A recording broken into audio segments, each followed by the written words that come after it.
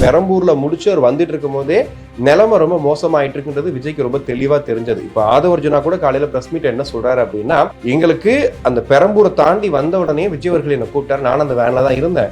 என்னை கூப்பிட்டு அவர் சொன்ன வார்த்தை என்னன்னா, கரூர் மாதிரியான ஒரு இன்சிடென்ட் நடக்க போற மாதிரி எனக்கு தோணும். தயவு செஞ்சு இதோட இப்ப முடிச்சுட்டு நம்ம கிளம்பிடலாம். ஏன்னா குளத்தூரை தாண்டிட்டோம், அடுத்து நம்ம போறோம் அப்படின்னும் போது கண்டிப்பா இந்த கூட்டத்தை பார்க்கும்போது கொஞ்சம் பயமா இருக்குன்னு சொல்லி விஜய் அவர்களே சொன்னதா சொல்றாரு. காரணம் என்ன அப்படின்னா,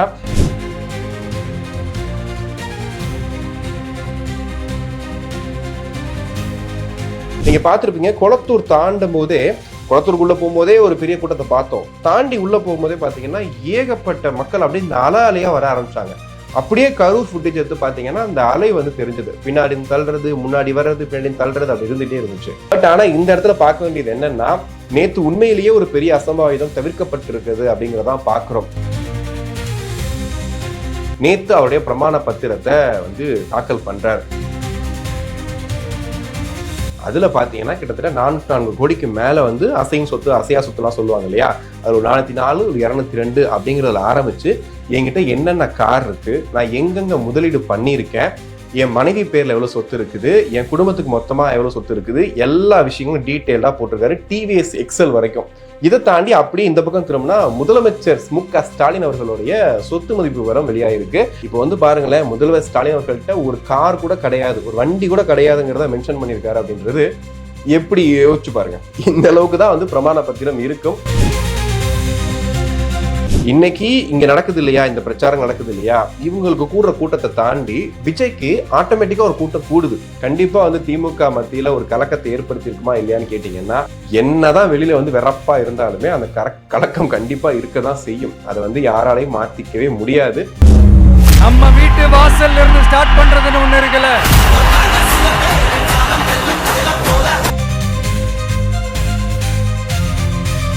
தமிழக சட்டமன்ற தேர்தல் 2026 பரபரப்பான ஒரு கட்டத்தை எட்டி இருக்குன்னு சொல்லிட்டு நம்ம டெய்லி இந்த வீடியோல பேசிட்டு இருக்கோம். இன்னைக்கு என்ன புதுசா நடந்திருக்கு அப்படின்னு கேட்டீங்கன்னா, நேத்து நடந்ததோட கண்டினியூட்டியா இன்னைக்கு நிறைய விஷயங்களை பார்க்க வேண்டியிருக்கு. அதுல குறிப்பா நேத்து விஜய் அவர்கள் வேட்புமனு தாக்கல் பண்ணிட்டு பெரம்பூர்லையும் குளத்தூர்லையும் தன்னுடைய பிரச்சாரத்தை தொடங்கி இருந்தாரு அப்படிங்கிறது ஒரு பக்கம் பார்த்தோம். ஆனா ஏன் அவர் வில்லிவாக்கத்துக்கும் அண்ணா நகருக்கும் போகல அப்படின்ற ஒரு பெரிய கேள்வியை கேட்டிருந்தாங்க. இதுக்கு தாவேகா தரப்புல இன்னைக்கு ஆதவர்ஜுனா அவர்கள் உட்பட நிறைய பேர் அதுக்கான பதில கொடுத்துட்டு இருக்காங்க. குறிப்பா ஆதவர்ஜுனா சொல்லும் போது, எங்களுக்கு பெரம்பூர்ல காவல்துறை உண்மையிலேயே சொல்ல போனா நல்ல பாதுகாப்பு கொடுத்திருந்தாங்க. நீங்க வீடியோல பார்த்திருப்பீங்க, விஜய் அவர்கள் பேசிட்டு இருக்கிறதுக்கு இந்த பக்கம் பாத்தீங்கன்னா ஒரு 50 அடி, இந்த பக்கம் ஒரு 50 அடிக்கு கேப் இருந்துச்சு. மக்கள் அதுக்கு அந்த பக்கம் நின்று விஜய் பேசுறத கேட்கிற மாதிரி இருந்துச்சு. அதுக்கப்புறம் பெரம்பூர்ல இருந்து விஜய் அவர்கள் கிளம்புற வழியிலேயே பாத்தீங்கன்னா நிறைய இடங்கள்ல, அதாவது குளத்தூர் போற வழியிலேயே கூட்டம் கட்டுக்கடங்காத அளவுக்கு போயிடுச்சு. அதாவது எல்லா பக்கம் இருந்தும், அதாவது பெரம்பூர்ல இருந்து அவர் பேசி முடிச்சதுக்கு அப்புறமா அந்த மக்கள் கூட்டமும் அவர் பின்னாடியே ஃபாலோ பண்ணி வந்ததுனால குளத்தூர்ல ஒரு பெரிய கூட்டத்தை பார்க்க முடிஞ்சது. ஆனா பெரம்பூர்ல எங்களுக்காக ஹெல்ப் பண்ண காவல்துறை குளத்தூர் கிட்ட நாங்க வரும்போது காவல்துறைங்க ஹெல்ப்பும் பண்ணல. எதுவுமே எங்களுக்கான, நாங்க மக்கள் வந்துட்டு இருக்காங்க, பொதுமக்கள் பாதுகாப்புன்ற விஷயத்துல காவல்துறை சுத்தமா கண்டுக்கவே இல்லை, காவல்துறையை நாங்க பார்க்க முடியல அப்படின்ற ஒரு குற்றச்சாட்டை ஆதவர்ஜுனா சொல்றாரு. இதுக்கு திமுக தரப்புல இருந்து என்ன சொல்றாங்க அப்படின்னா, இப்ப காவல்துறை தேர்தல் ஆணையம் கட்டுப்பாட்டுல இருக்கு. அப்போ உங்களுக்கு பெரம்பூர்ல காவல்துறை கொடுத்த அந்த ஒரு பாதுகாப்பை ஏன் காவல்துறை இங்க கொடுக்கல, அதை நீங்க தேர்தல் ஆணையத்தை தானே கேட்கணும், இதையும் திமுகவோட சதி அப்படின்னு சொன்னா எப்படி எடுத்துக்கிறது அப்படின்ற ஒரு கேள்வியை கேட்கிறாங்க ஆதவர்ஜுனா முன்னாடி. அப்ப ஆதவர்ஜுனா என்ன சொல்றாரு அப்படின்னா, இன்னைக்கு விஜய் மீது வழக்கு பதிவு பதிஞ்சிருக்காங்க. கிட்டத்தட்ட 5 பிரிவுகளின் கீழ் வழக்கு பதிவுன்னு சொல்றாங்க. அதாவது ஆம்புலன்ஸ் போற பாதையை தடை பண்ணிட்டாரு, பொதுமக்களுக்கு இடையூறு தர மாதிரி ஒலிபெருக்கி அதிகமா பயன்படுத்திட்டாரு அப்படின்ற மாதிரியான பிரிவுகள்ல அவர் மேல வழக்கு பதிவு தேர்தல் ஆணைய அதிகாரி கொடுத்திருக்காரு அப்படின்ற விஷயத்தையும் பாக்குறோம்.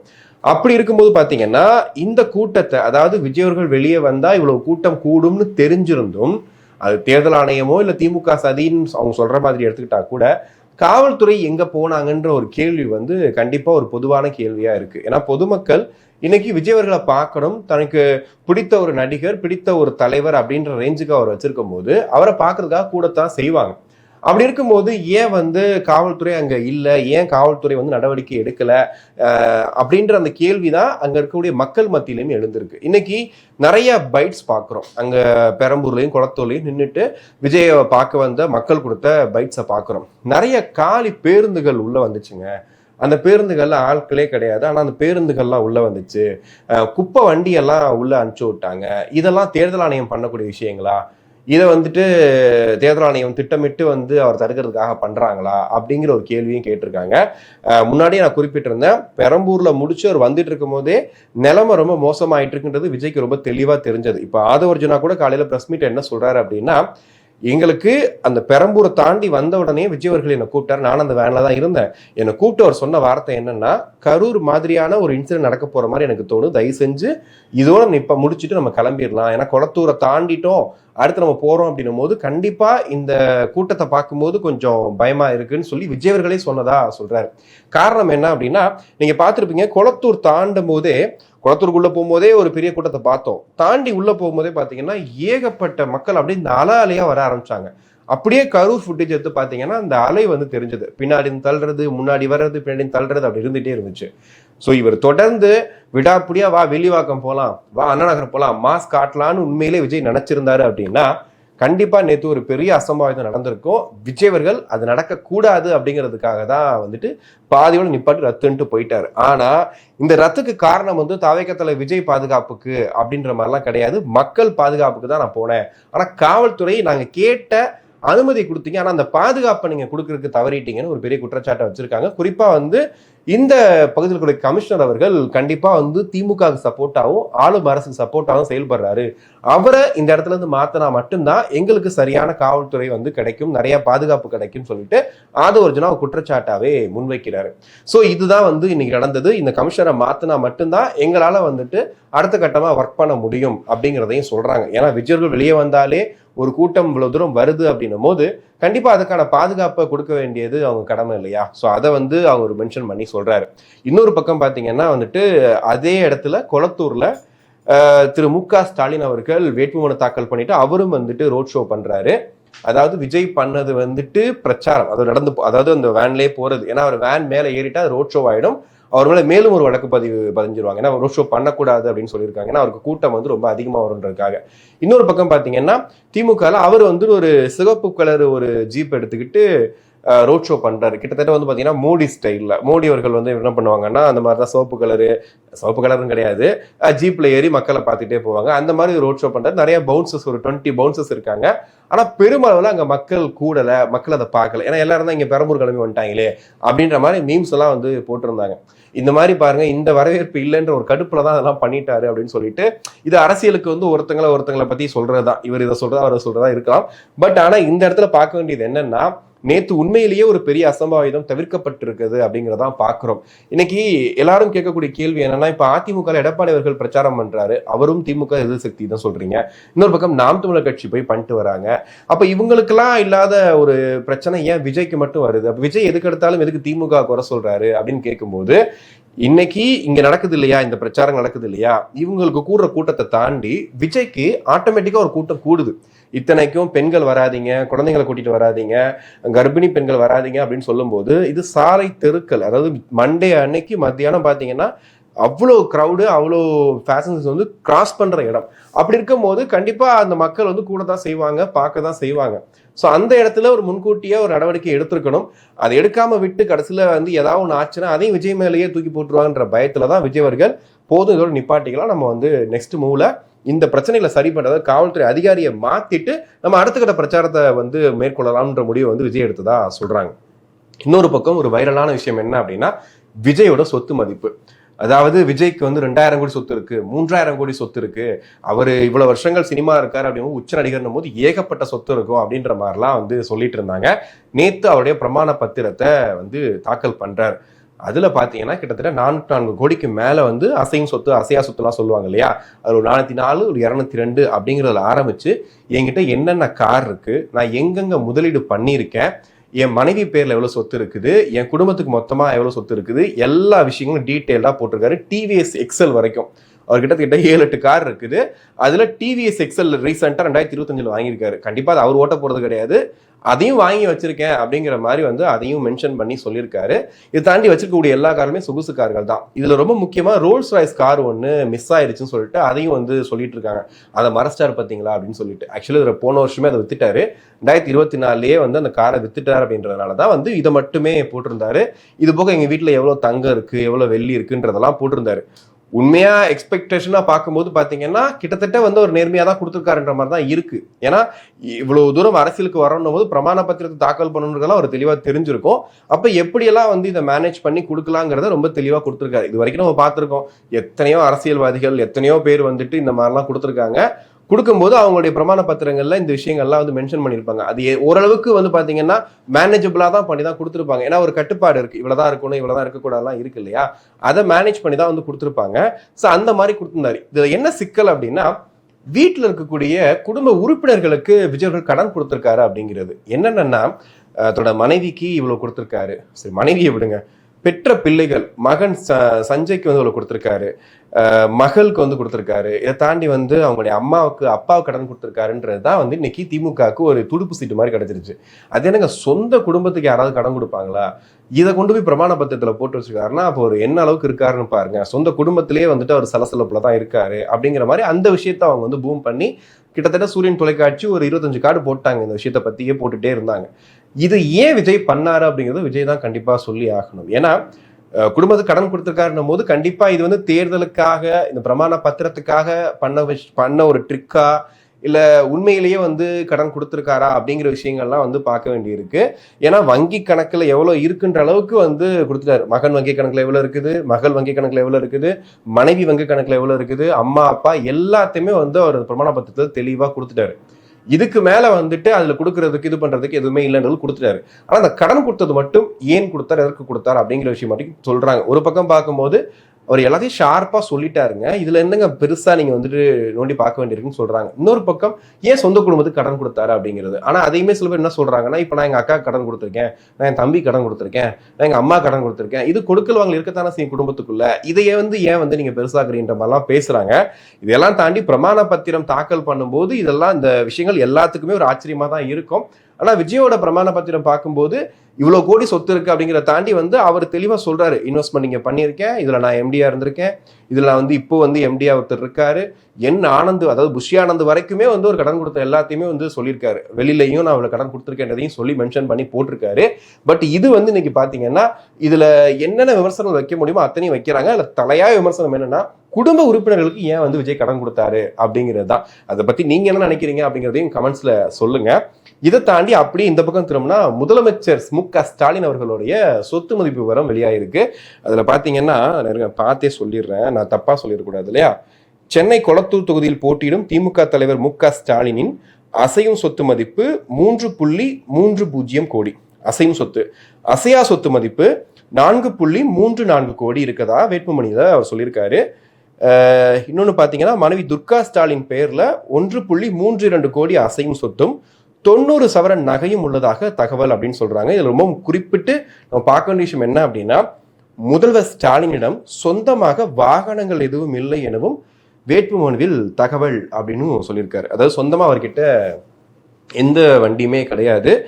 அவர் வெளியில போயிட்டு வர்றதுக்கு கூட பாத்தீங்கன்னா கட்சியோட வண்டியை தான் பயன்படுத்திட்டு இருக்காரு அப்படிங்கிற விஷயத்தையும் சொல்லியிருக்காங்க. அவருடைய அசையா சொத்து மதிப்பையும் சொல்லியிருக்காங்க.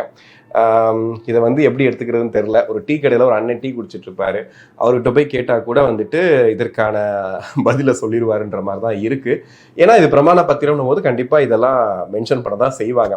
ஒரு நண்பர் கூட கமெண்ட்ஸில் போட்டிருந்தார், 2021 அமைச்சர் பொன்முடி அவர்கள் வந்துட்டு பிரமாண பத்திரம் வந்து கொடுக்கும்போது அவர் தன்னுடைய மனைவிக்கும் மகனுக்கும் கடன் கொடுத்ததா வந்து மென்ஷன் பண்ணியிருந்தார். இந்த மாதிரி வந்து கடன் கொடுத்ததா மென்ஷன் பண்றது சம்திங் ஏதோ ஒரு விஷயம் இருக்குன்றதுக்காக தான் பண்ணியிருக்காங்க. இது வந்து நீங்க ரெகுலரா பண்ணக்கூடிய விஷயங்கள் தான். இதை எப்படி நீங்க கம்பேர் பண்ணி சொல்ல போறீங்க அப்படிங்கிற மாதிரி தான் இருக்கு. இன்னைக்கு திமுக கூடிய சொத்துக்கள் எவ்வளோன்றது தெரியும். ஆனா பிரமாண பத்திரத்துல கொடுத்த அந்த விஷயம் பாத்தீங்களா. ஸோ இது வந்து தேர்தல் ஆணையத்தில் காட்டணுன்றதுக்காக ஒரு வேட்பாளர் நிக்கணுன்றதுக்காக அவங்க சொத்துக்களை மற்றவங்க பேர்லயோ ரெஜிஸ்டர் பண்றதுலயோ வச்சிருப்பாங்க. இப்போ வந்து பாருங்களேன், முதல்வர் ஸ்டாலின் அவர்கள்ட்ட ஒரு கார் கூட கிடையாது, ஒரு வண்டி கூட கிடையாதுங்கிறத மென்ஷன் பண்ணியிருக்காரு அப்படின்றது எப்படி யோசிச்சு பாருங்க. இந்த அளவுக்கு தான் வந்து பிரமாண பத்திரம் இருக்கும். இதுல வந்து இப்ப இங்க விஜய் அவர்களை நீங்க அட்டாக் பண்ணி சொத்துகள் வச்சிருக்காருன்னு பேசுனீங்கன்னா, இன்னொரு பக்கம் வந்து முதல்வர் ஸ்டாலின் அவர்கள் சொத்து மதிப்பை வச்சு அவங்களும் பேசதான் ஆரம்பிப்பாங்க. ஸோ இது வந்து ஒரு சண்டையா தான் போகுது. இந்த நேரத்துல அமைச்சர் சேகர் பாபு அவர்கள்ட்ட தொடர்ந்து அவர் வந்து செய்தியாளர்களை சந்திக்கிற விதம் பார்த்தீங்கன்னா கொஞ்சம் ரூடா இருக்கும். என்ன என்ன சொல்லு அப்படின்ற மாதிரி தான் பேசுவாரு. குறிப்பா நான் நேர்ல பார்த்த விஷயம் என்ன அப்படின்னா, தூய்மை பணியாளர்கள் வந்து போராட்டம் பண்ணிட்டு இருந்தாங்க. அப்போ வந்துட்டு ஒரு செய்தியாளர் கேட்கிறாரு. அவர் வந்து மைக்கை பிடிச்சிக்கிட்டு நிற்கக்கூடிய ஒரு செய்தியாளர், கேமரா மைக் அவர்கிட்ட இருக்கு. அவர் கேட்கிறாரு, சார் நீங்க வந்துட்டு உங்களுடைய வாக்குறுதிகளை கொடுத்துருந்தீங்கல்ல சார் தூய்மை பணியாளர்களுக்கு, அவங்களுடைய வேலையை வந்து உறுதிப்படுத்தி தரேன்னு சொல்லியிருந்தீங்கல்ல சார், ஏன் சார் எங்க கொடுத்தேன், நான் எப்போ கொடுத்தேன் அப்படின்னு கேட்டதுக்கப்புறம் ஒரு மைக்கை பார்த்தோன்னா அதில் நீலம்னு சொல்லி போட்டிருக்கோன்னா, நீ யாரு, நீ பிரஸ்ஸா, பிரஸ் இல்லை, நான் பிரஸ் தான் கொடுக்க வந்தேன், நான் பிரஸ். அவர் திரும்ப கேட்கிறாரு, இல்லை சார் நான் கேட்கறேன் சார், இல்லை நான் கேட்குறேன், இல்லை நான் பிரஸ் தான் அப்படின்னு சொல்லிட்டு அவர் ஒரு மாதிரி நான் வந்து கொடுத்தது பிரஸுக்கு தான், நாங்கள் கொடுக்க இவங்களாம் கொடுக்க சொல்லல அப்படின்ற மாதிரிலாம் சொல்லி ரொம்ப அலட்சியப்படுத்தினார். ஆக்சுவலி அந்த தூய்மை பணியாளர் பிரச்சனையை வெளிக்கொண்டு வந்ததும் மக்கள்கிட்ட போய் கொண்டு சேர்த்ததும் பார்த்தீங்கன்னா யூடியூப் சேனல்ஸ் மட்டும்தான். இதை கண்டிப்பா எல்லாருமே ஒத்துப்பாங்க. ஏன்னா அவ்வளோ ஒரு போராட்டம் நடந்துகிட்டு இருக்குது, அந்த மக்கள் அழுகுறாங்க. சென்னையில நமக்காக வெயில் மழை கொரோனா டைம்லாம் வந்து காலை போய் கழுவுனாங்க. ஐயோ தூய்மை பணியாளர்களே நீங்க தான் எங்களுக்கு கடவுள் மாதிரின்னு சொன்னாங்க. அப்படிப்பட்ட மக்கள் வந்து அங்க போராடிட்டு இருக்கும் போது பெரிய மெயின் ஸ்ட்ரீம்ல எடுத்து அதை போட்டாங்களான்னு கேட்டீங்கன்னா, டிபேட்ஸ்ல கூட அது வரல. ஒரு சின்ன லைனா கூட அதை கொண்டு போய் சேர்க்கல. ஆனா நிறைய யூடியூப் சேனல்ஸ் கொண்டு போய் சேர்த்ததுதான் அவ்வளவு பெரிய விஷயம். அப்படி ஒருத்தர் கேள்வி கேட்கும் போது வந்துட்டு நான் பிரஸ் தான் கொடுக்க வந்தேன், கொடுக்க முடியாது, எப்போ நாங்க எப்போ கொடுத்தோம் நீ பாத்தியா அப்படின்னு கேட்கறதுலாம் இருக்குல்ல. அதே மாதிரி நேத்து அவர்கிட்ட மைக்கை நீட்டி, சார் இந்த தாவேகா வந்து இது பண்ண தாவேகாவா அப்பதான் கேட்காத, அதிமுகவுக்கு திமுக தான் போட்டி போ அப்படின்ட்டு தட்டுறாரு டிரைவர், போ போ போ போ அப்படிங்கிறாரு. ஏன் சொன்னா என்ன, அந்த பேரை கூட சொல்றதுக்கு யோசிக்கிறாங்க. நேற்று டிபேட்ல வந்துட்டு சைதை சாதிக்னு ஒருத்தர் இருக்காரு இல்லையா, அவர் வந்து தந்தி டிவி டிபேட்ல பேசிட்டு இருக்கும்போது சொல்றாரு, என்னங்க இந்த கட்சி எப்பவுமே ஆரம்பத்துல இருந்து ஒரு விஷயத்தோட ஒழுங்கா பண்ண மாட்டாங்க, இது ஒரு கட்சின்னு வேற சொல்லிக்கிறீங்க அப்படி இப்படின்னு வரிசையா குற்றச்சாட்டுகள் சொல்லிட்டே இருக்காரு. இந்த மாதிரி வந்துட்டு ஒரு ஒரு ஒழுங்கா உங்களுக்கு ஒரு அனுமதி கேட்க தெரியல, உங்க கூட்டத்தை வந்து உங்களுக்கு ஒன்றிணைக்க தெரியல, எதுவுமே தெரியல, நீங்கெல்லாம் என்னங்க கட்சி, எதுக்கெடுத்தாலும் திமுகன்னு சொன்னா என்னங்க பெரியன்னு சொல்லிட்டு லாஸ்டா முடிக்கும் போது இந்த நடிகர் விஜய் இருக்கார்ல அப்படின்னு சொல்லி நடிகர்னு சொல்லிட்டு இருக்காங்க. அவர் நடிகர் தான். அதுக்கப்புறம் தான் இப்போ வந்து அரசியல் கட்சி தொடங்கியிருக்காரு, தாவேகா தலைவர் ஆயிருக்காரு. இதை வந்து சைதை சாதிக்கு மட்டும் கிடையாதுங்க. நீங்க வந்து சூரியன் தொலைக்காட்சியில வந்து ஒரு கார்டு போட்டா கூட நடிகர் விஜய் தான் மென்ஷன் பண்ணி போட்டுட்டு இருக்காங்க இப்ப வரைக்குமே. ஏன் நடிகர் கமலஹாசன் போட மாட்டீங்க? ஏன் அவரும் நடிகர் தானே, இப்ப மட்டும் அவர் மட்டும் நீமா தலைவர்னு சொல்லி நீங்க போடுறீங்கல்ல. இது எப்படின்னா ரொம்ப பச்சையா தெரியுது. இது வந்து ஒரு என்ன சொல்றது, ஓப்பனா மக்கள் கிட்ட ஒரு நடிகருங்க, அவருக்கு இப்படிதாங்க இருக்கும், இந்த மாதிரிதான் அவர் தலைவராகவே நாங்க ஏத்துக்கிறேன்னு இப்ப சேகர்பாபு சொல்ற விஷயங்களும், இப்ப சைதை சாதிக் போன்றவர்கள் வந்துட்டு பொது வழியில பேசும்போது நடிகர்னு மென்ஷன் பண்றத அவங்க எப்படி பாக்குறாங்க அப்படின்னா, அவர் வெறும் நடிகர், அவர் எங்களுக்கு வந்து ஈக்குவலே கிடையாது அப்படிங்கிற மாதிரிதான் வந்து பேசிட்டு இருக்காங்க. ஆனா நேற்று கூடின கூட்டம் கண்டிப்பா வந்து திமுக மத்தியில ஒரு கலக்கத்தை ஏற்படுத்தி இருக்குமா இல்லையான்னு கேட்டீங்கன்னா, என்னதான் வெளியில வந்து வெறப்பா இருந்தாலுமே அந்த கலக்கம் கண்டிப்பா இருக்கதான் செய்யும். அதை வந்து யாராலையும் மாத்திக்கவே முடியாது. ஏன்னா அந்த இடத்துல நடந்த விஷயம் வந்து அந்த மாதிரி இருந்துச்சு. இதை தாண்டி வந்து பாத்தீங்கன்னா தாவேக்கால நிறைய இப்போ அந்த வேட்பாளர்களை பத்தி எடுக்க ஆரம்பிக்கிறாங்க. அவங்களுடைய வரலாறு, அவங்களுடைய பதிவேட்டு விஷயங்கள்லாம் எடுக்க ஆரம்பிக்கிறாங்க. அதுல ஒரு விஷயம் வந்து ரொம்ப என்ன சொல்றது, பூந்தமல்லியில பிரகாஷம் அப்படிங்கிறவர் வந்துட்டு போட்டிடுறாரு. அவருக்கு வந்து ஜூன் மாதத்துல ஒரு ஃபங்க்ஷனுக்கு அவர் போயிருக்காரு. அப்போ புசியானந்த் அந்த ஃபங்க்ஷனுக்கு வந்திருக்கிறாரு. அந்த இடத்துல பாத்தீங்கன்னா ஒரு தாவேகா பெண் நிர்வாகிக்கு பாலியல் சென்றல் கொடுத்ததா ஒரு புகார் வந்து தாவேகா பெண் நிர்வாகி வந்து சொல்றாங்க. அதை வந்து கட்சி தலைமை கொண்டு போய் சேர்க்கணும்னு சொல்லியிருக்காங்க.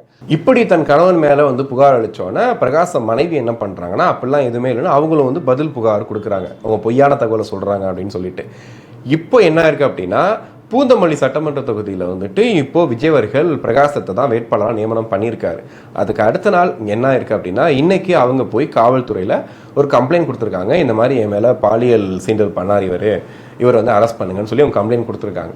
ஸோ இந்த விஷயத்த இன்னைக்கு எல்லா தொலைக்காட்சியிலையும் பிரகாசமாக போடுறாங்க. பிரகாஷ் வந்து ஒரு பாலியல் குற்றவாளி, அவருக்கு வந்து ஏன் வந்து விஜய் அவர்கள் வாய்ப்பு கொடுத்துருக்காரு அப்படின்னு. இதே மாதிரி கஞ்சா வழக்கில் கைதான ஒருத்தர் இப்போதான் வந்து ஜாமீனில் வெளியே வந்திருக்காரு, அவருக்கு வந்து கொடுத்துருக்காரு அப்படின்றதெல்லாம் வந்து பேசுகிறாங்க.